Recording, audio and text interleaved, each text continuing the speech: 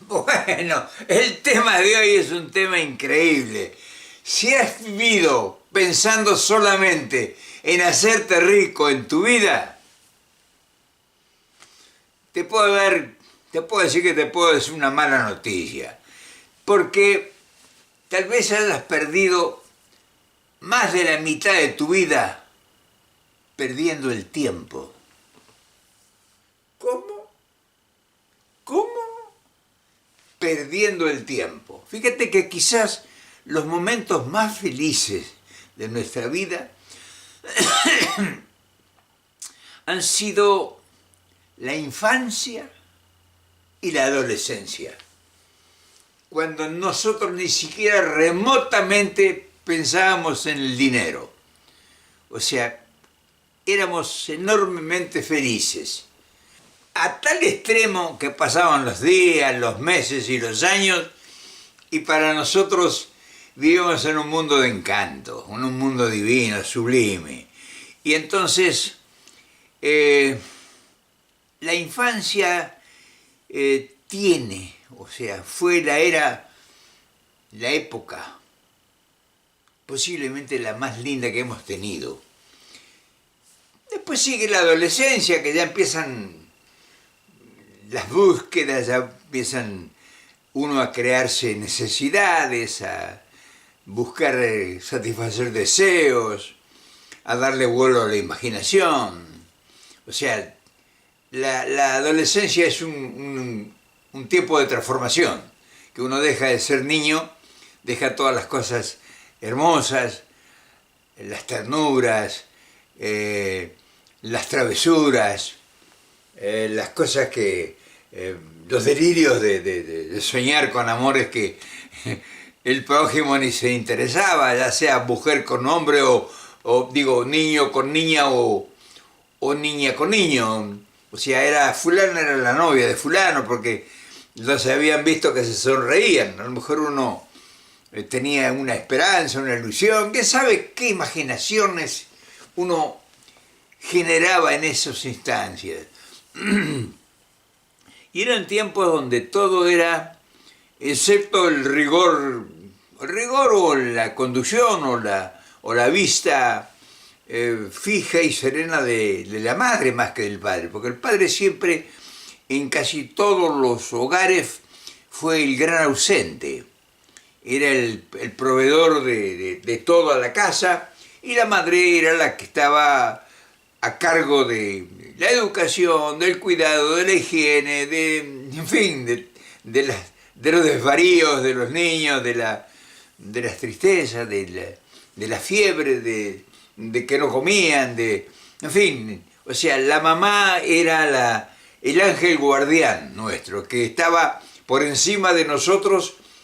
Pero hubo distintos tipos de mamá, distintos tipos de madre. Hubo el rigor, depende del hogar que fuere, el rigor o la madre condescendiente que todo lo dejaba, que uno quería salir a jugar acá y salía, quería juntarse con amigos y se juntaba, podía pasar incluso un día entero en la casa de los vecinos.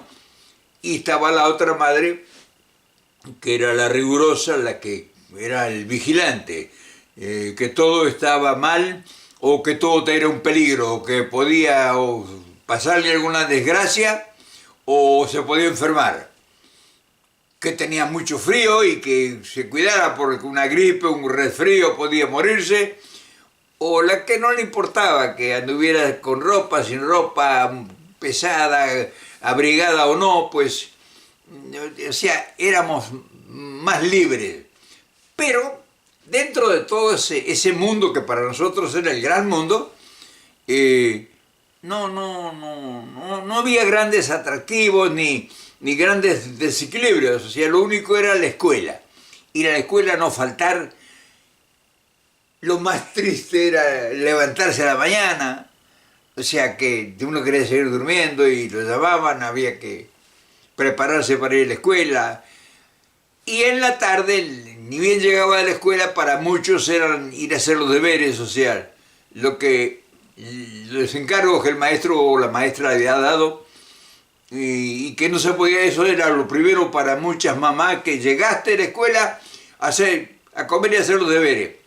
Y los otros niños, muchos de ellos, hacían acaso o no lo hacían los deberes, en fin, las obligaciones que le habían dado en la escuela. Pero era una cosa, era una fiesta, o sea, era muy lindo. Ahora, esa fiesta de repente se termina. De repente uno termina la primaria, la escuela primaria, y entonces viene un cambio que uno no se da cuenta que es un cambio, pero ya empiezan los atractivos, ya empiezan el florecimiento de las primeras pasiones, ya vienen los grandes, vienen los primeros grandes amores, y esos grandes amores no siempre fueron aceptados o nunca fueron complacidos. A veces nos gustaba o le gustaba una niña o un muchacho, un joven ya, un adolescente, determinada persona, y ya había diferencias, ya de cómo se vestía, cómo era, depende de la clase social también, porque la niñez y la adolescencia son dos mundos de acuerdo a la clase social en que uno haya transcurrido.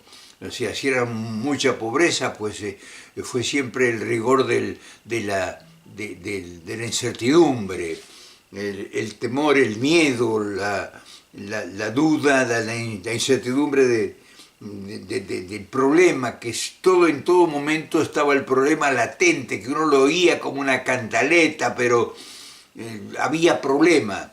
En vez del niño de una situación económica de un hogar de media clase, de clase media, pues estas cosas no existían. Se hablaba de fiestas, se hablaba de vestidos, se hablaba de concurrir a tal fiesta, a tal cumpleaños, en fin, era otro mundo.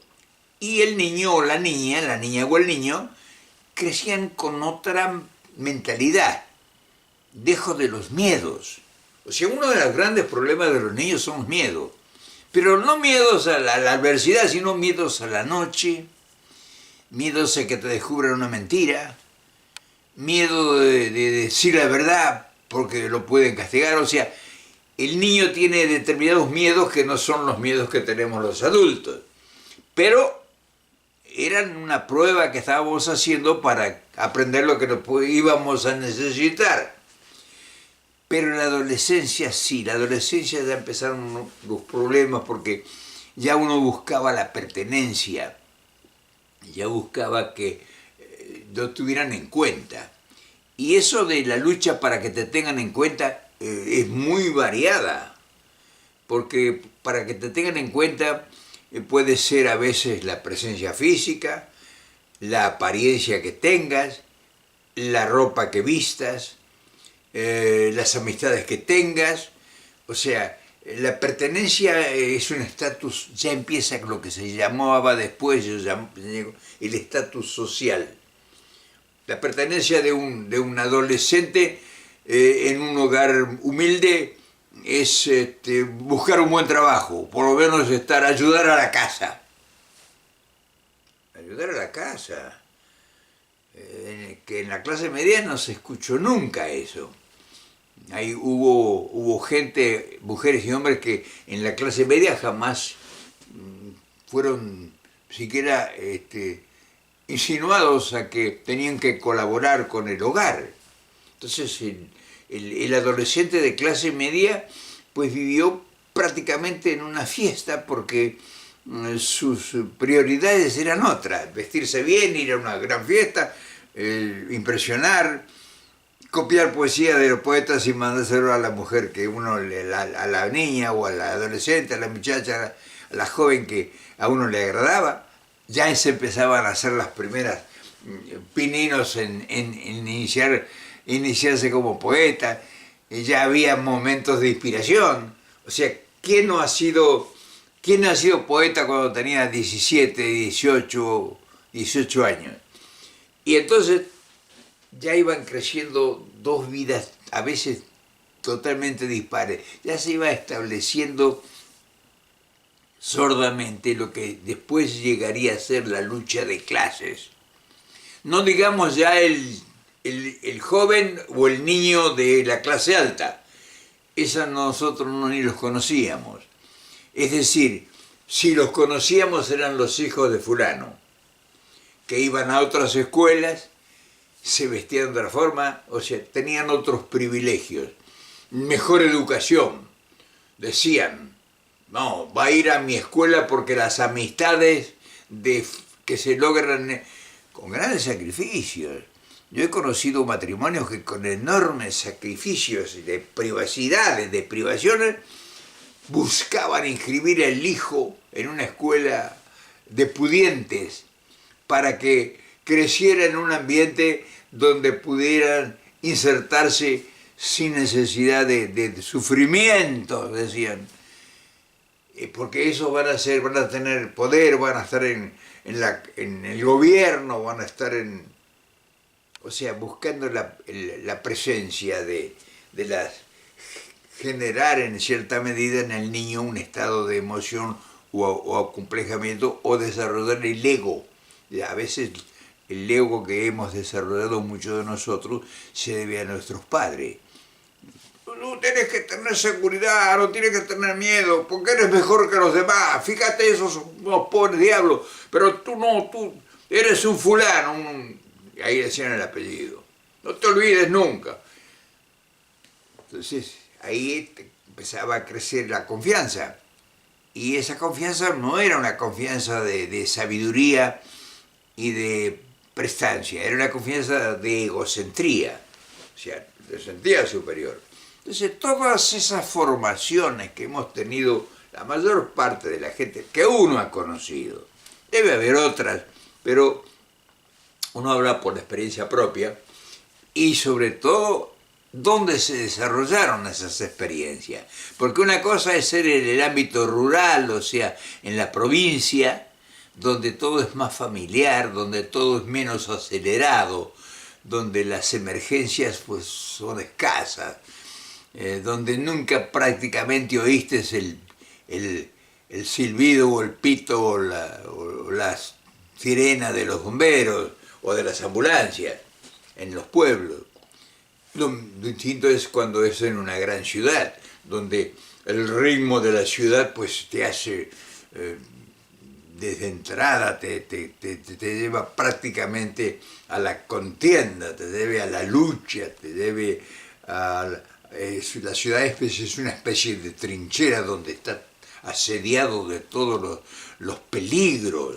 Entonces, sobre todo la mujer en la ciudad, pues son escasas la cantidad de recomendaciones que los padres le hacen a las... Sobre todo en aquellos tiempos que yo estoy hablando, de hoy ya tienen plena libertad, pero antes, cuidado de enamorarte, y esa es la preparación que nosotros nos prende. Pero ya cuando empezamos a terminar la adolescencia, 18, 20 años, ya nacen otras necesidades. Entonces ya hay necesidad de crear por propia cuenta. Sí, uno pide consejos, pero los consejos los oye y no los acepta o trata de acomodarlos a nuestra realidad. Y claro, entonces cuando hay postergaciones, y las postergaciones no solo se dan en las clases bajas o en las clases medias, sino también en las clases altas, porque a veces una familia de buen pasar, de buena situación económica, no les castiga, pero sí le impone a los hijos que tengan un gran respeto por el dinero y que se lo ganen, o sea, que aprendan a darle valor al dinero. Y ahí es cuando empiezas a oír un nuevo lenguaje. Hay que ser pobre o hay que ser rico. Que eso antes, pues, sí lo habías oído, pero no le dabas importancia. Pero ya cuando tuviste 20 años, ya empezaste a oír otra campana. Que los pobres eran pobres y que estaban condenados a su pobreza, a su desgracia, porque, en fin, desde arriba no les gusta trabajar, no se bañan, no quieren trabajar en ningún lado, se resisten a todo, los mandas a hacer algo.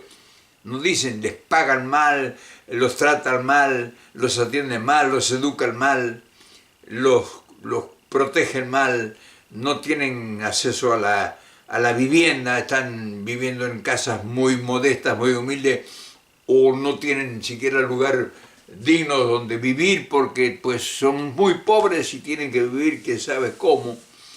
Y ya se empiezan a establecer las diferentes clases sociales.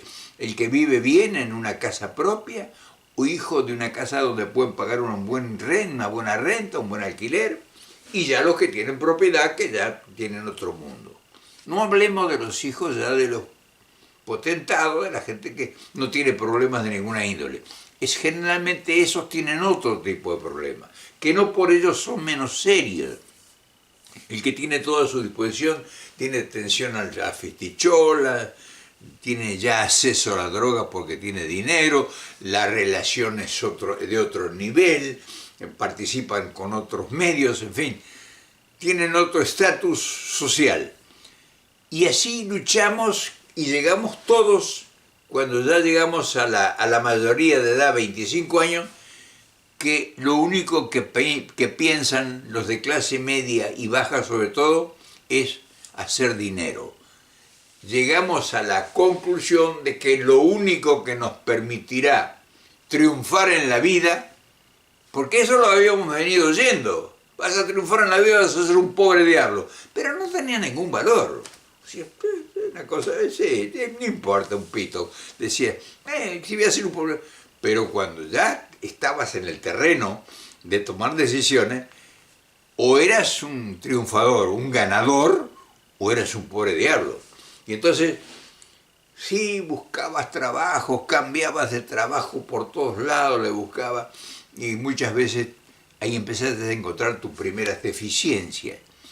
No estabas calificado para tal lugar donde te pagaban un buen sueldo. O sea, te faltaban estudios. Dice, ¿qué estudios tiene? Y yo hice primaria, o yo, no, ve, acá se necesita.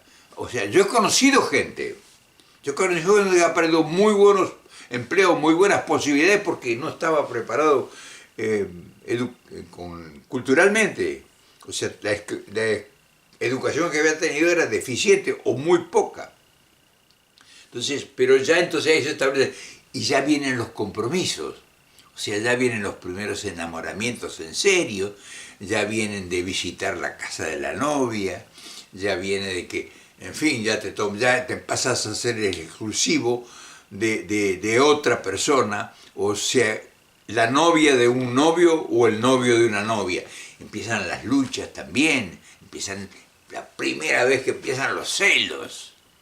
O sea, esta lucha tan escondida que no te imaginaba que había. Sí, habías oído, fulana está celosa del marido de fulano, pero no, como era una cosa que se comentaba entre los mayores, pues nosotros no, los niños no teníamos no le damos entidad a eso. Pero ya cuando tienes 25 años, 24, 23 años, ya empieza la formalidad. ¿Y cómo es lograr la formalidad? Pues en los tiempos míos, la formalidad era la formalidad. Si no te casas, no. Si no me caso, no. Yo no. O sea, ya había condicionamiento, había que casarse. O sea, ya no es como hoy que la mayor parte de la juventud tiene, digamos, un acceso al amor libre, no hay condicionamiento. O sea, la cultura del siglo XX, fines del XX y XXI, pues cambió totalmente todos los valores sociales. Y entonces el joven se fue incorporando a un mundo mucho más liberal, menos compromiso. Y hubo grandes desatinos y por eso tenemos estos resultados. O sea, los que hoy gobiernan fueron esos hijos, fueron esos niños, fueron esos jóvenes que crecieron sin obligaciones. Entonces buscaban qué, todo se concentraba en hacer dinero. Ahora bien, llegaste al momento del desafío, ese desafío que la sociedad te lo había impuesto y que tú misma no quisiste estar allá relegado, quisiste también llegar. Y ahí vienen los primeros desvíos mentales. Ya que el trabajo no te da y las oportunidades no te presentan, buscas la alternativa, la vía falsa, la vida simple, la vía que te lleve incluso al delito. No importa, no va a pasar nada, pues con un buen abogado, aunque hagas una estafa, pues... Y entonces ya pensabas en la trampa, ya pensabas en violar la ley, ya pensabas en fin, ya pensabas en un montón de cosas porque el objetivo era que el que tiene dinero lo compra todo. Un buen abogado te saca de la cárcel, no vas a la cárcel nunca. Cuando aprendes eso, empezás a perder. O sea, sí, a lo mejor llegas a tener una gran fortuna, pero empezás a aprender al ser humano que tuviste la oportunidad de ser. Y eso es la mala noticia que yo te quería dar. Hay mucha gente que destruye familia, la de él y la de los demás, que vive escapando de la realidad, que desarrolla una vida clandestina, que incluso no tiene suficiente fuerza y de voluntad para tener su propia vida, o sea, escapa para cubrir sus deficiencias, o sea, la búsqueda de un amor clandestino, de los amores clandestinos, no es una casualidad, no solamente una posición de deseo, es una posición para escapar de una realidad que a veces no la puede resolver. Tiene problemas en su hogar, en su casa, con su mujer. O sea, la ternura aquella que hizo, floreció, aquellos primeros encuentros de romanticismo y de amor, se trasladó en un problema social y en un problema económico.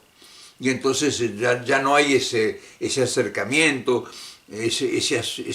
esa ternura, ese encuentro necesario para convivir un amor apasionado con el ser que uno vive, sino hay un rigor, un enfrentamiento por las necesidades que no son cumplidas y que en la búsqueda desesperada pues no se resuelve, y entonces aparecen las vías clandestinas, que uno creyendo que escapándose pues va a cumplir todo, y lo complica todo. Yo conozco amigos o amigas que han destruido cosas, grandes posibilidades, porque la búsqueda era el dinero, pero creían que el dinero, si no era feliz, no se lograba. Entonces, sí, el dinero era la base estructural de todo el proyecto de continuidad. A partir de los 25 o 30 años, la mayor parte de la vida de las personas es el dinero. Muy poca gente habla de ideales, porque el problema de los ideales no es que no sea atractivo y provocador, sino que no se pueden mantener ideales sin dinero. O sea, un buen puede tener un ideal, pero tiene que comer, tiene que vivir, tiene que convivir. Entonces, saber mantener y saber lidiar con los ideales es una tarea terriblemente dramática, porque cuando uno tiene ideales sufre una cantidad de azotes inconcebibles que el idealista lo soporta con estoicidad. Un pintor, un poeta, un escritor, un político de raza que es un idealista, lo patean de todas partes, lo desprecian, o sea, le quitan valor, aunque sea un genio en la cultura, que sea una persona súper evolucionada, pero si no tiene plata, ese tipo, nadie puede salvar a los demás, te dicen, o sea, yo lo he escuchado 100 veces, ¿cómo le voy a creer a ese tipo que habla de salvar a los demás, de resolver el problema de todos, si no ha podido resolver su propio problema? No dicen, caramba, esa persona es un idealista, un soñador, un romántico que ha estudiado toda su vida para ver cuál es la problemática de su sociedad y buscarle alternativas y ofrecerle posibilidades. Nadie te dice eso, por más que te crean que eres un idealista y que realmente serías un buen gobernante en caso de llegar. Los que han llegado y no se han ensuciado las manos con la corrupción, y que no han terminado multimillonarios como la cantidad de gente que uno conoce, pues fueron unos pobres diablos para la mayor parte de la gente. Por eso te decía que tengo una mala noticia para la parte estructural del ambicioso, del que lo único que creía que la única solución a que era posible era tener una gran fortuna. Y yo he conocido y conozco y tengo amigos que llegaron a tener una gran fortuna incluso trabajando. Y entonces ahora viene la gran pregunta. Llegaste a los 70 o 80 años y tuviste la suerte de llegar con buena salud. Porque generalmente cuando llegas a los 70 o 80 años ya estás, tu carrocería muy golpeada. Y ya tienes que ir al mecánico, o sea, al médico 3 veces por semana. Pero si llegas a tener la fortuna de tener una buena salud y tener una gran fortuna económica en el banco, viene el otro problema. ¿Qué va a pasar? Que te vas a morir, te sientes ya síntomas de que estás agotándote, de que estás llegando al final del camino, de que se está acabando la gasolina. Y ahí viene la otra gran pregunta. Tanta lucha, te preguntás en soledad, esto no lo comentas con nadie porque no te atreves a decir, bueno, yo me he matado, incluso he hecho daño a gente que lo he dejado en la calle por culpa de mi ambición desenfrenada. Por la corrupción he enterrado a pueblos enteros, a miles de familias. Y ahora tengo una fortuna incalculable, tantos millones. Y me voy a morir y no puedo comprar un día más. Entonces esa es la mala noticia. ¿Valió la pena que aquel niño que fuiste feliz hace 50, 60, 70 años haya muerto dentro de ti mismo antes que ahora vayas a morir tú? Entonces yo quería hacerte esta reflexión porque no te digo que es exacta a la vida de cualquiera de ustedes, pero es bastante parecida seguramente. Entonces yo hoy he llegado a esta edad que tengo, 94 años, soy un afortunado, no tengo dinero, no tengo fortuna. O sea, yo puedo morirme tranquilo mañana que mi herencia ya está adjudicada a todos. No les dejo nada, les dejo solamente mis experiencias y estos modestos videos. Pero, ¿saben una cosa? He sido muy feliz, soy feliz actualmente y si tuviera que volver a nacer de nuevo, no creo que cambiaría mucho de lo que he hecho en la vida, que para muchos fue un gran error. O sea, yo tuve posibilidad y lo hice. Yo hice fortuna con mis manos trabajando. Y lo puse todo lo que fue mi ganancia en ideales, en viajes, en moverme, en tratar de ser. O sea, yo nunca olvidé que había nacido en la pobreza y que había luchado. Siendo niño yo ya me di cuenta que era pobre. Y entonces toda esta andanza en la vida deja alguna enseñanza, te guste o no te guste. Parte de la enseñanza que a mí me ha dado la vida es que sé que me voy a morir, sé que nadie se va a pelear de mi familia por la fortuna que tiene que repartirse, y sé que si hay un legado, es un legado muy modesto, un legado de que uno de los más grandes errores que yo también cometí, no te creas que yo no estuve en la búsqueda de la fortuna, no, yo también, pero me di cuenta a tiempo, era querer hacerme rico a costa de cualquier cosa, y eso es terriblemente trágico. Por eso a lo mejor te sirve esto, por eso sabes que la riqueza te aleja de todo lo que amas, de verdad, te aleja de los que amas, porque ya no te ven como el padre o como la madre, sino te ven como la esperanza de que te mueras mañana para disfrutar de la gran fortuna, o sino porque has sido una persona que en el rigor no le has podido dar lo que ellos esperaban de ti. No se le pudiste dar porque tu sacrificio y tu esfuerzo fue tan soberano y tuviste que vivir en un medio donde fue cruel, en un medio donde países donde no se realizaban, donde la corrupción había destruido todos los valores, y por más que tu esfuerzo haya sido intenso, no pudiste sobrevivir con dignidad. En fin, te podía seguir hablando horas del tema, Solamente quería traerte esta reflexión. Ojalá hayamos coincidido una vez más. Te mando un gran abrazo y mañana nos vemos con otro tema. ¿Qué te parece?